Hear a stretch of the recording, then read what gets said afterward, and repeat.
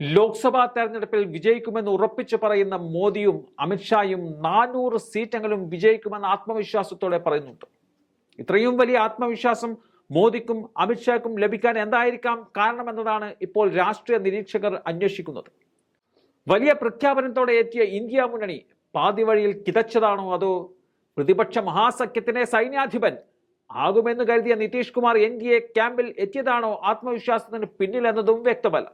എന്തായാലും അയോധ്യ രാമക്ഷേത്രത്തിന്റെ പ്രാണപ്രതിഷ്ഠയ്ക്ക് ശേഷം അത്രമേൽ ആത്മവിശ്വാസത്തോടെയാണ് BJP ലോക്സഭാ തെരഞ്ഞെടുപ്പിനോട് പ്രതികരിക്കുന്നത്. 50% വോട്ട് നേടുകയാണ് ലക്ഷ്യമെന്ന് BJP പ്രഖ്യാപിക്കുകയും ചെയ്യുന്നുണ്ട്.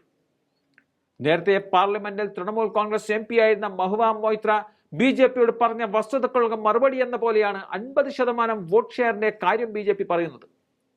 നേരത്തെ ഇവർ 36% മാത്രമാണ് BJPയുടെ വോട്ട് ഷെയർ എന്നും ബാക്കി 64% വോട്ട് ഷെയർ പ്രതിപക്ഷത്തിൻ്റെതാണെന്നും മഹുവ പറഞ്ഞിരുന്നു. ഇതിനെ പ്രതിരോധിക്കാൻ എന്ന വണ്ണമാണ് 50%-ലധികം വോട്ട് ഷെയർ നേടുമെന്ന് BJP ആദ്യം തന്നെ പറയുന്നത്.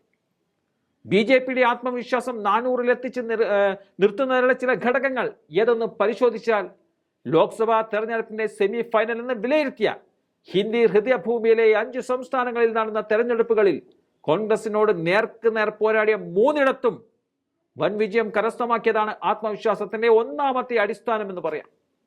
രാജസ്ഥാൻ, മധ്യപ്രദേശ്, ഛത്തീസ്ഗഡ് വിജയങ്ങൾ പ്രധാനമാകുന്നത് ഈ 3-ൽ 2ഇടത്തും കോൺഗ്രസിനെ അധികാര സ്ഥാനത്ത് നിന്നും മാറ്റി നിർത്താൻ BJPക്ക് സാധിച്ചു എന്നതാണ്.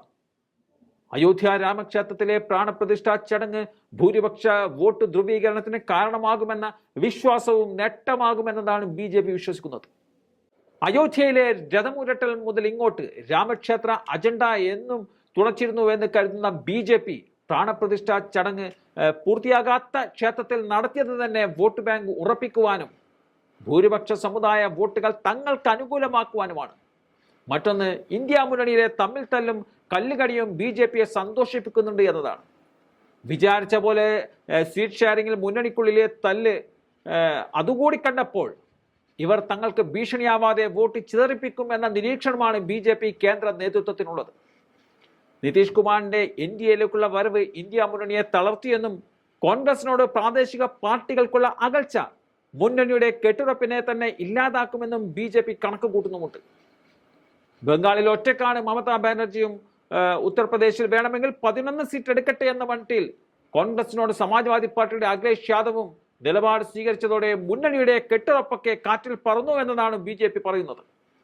ഏറ്റവും ഒടുവിൽ കോൺഗ്രസിനുണ്ടായ ക്ഷീണമാണ് BJPയുടെ ആത്മവിശ്വാസം ഇരട്ടിയാക്കുന്നത്. ദേശീയ തലത്തിൽ തങ്ങൾക്ക് ഏറ്റവും ഭീഷണിയാകുമെന്ന് കരുതിയ കോൺഗ്രസിനെ ഇപ്പോൾ അത്രക്ക് ഭയപ്പെടേണ്ട കാര്യമില്ലെന്ന വീക്ഷണവും BJPയുടെ ആത്മവിശ്വാസം വർദ്ധിപ്പിക്കുന്ന ഒരു ഘടകമാണ്.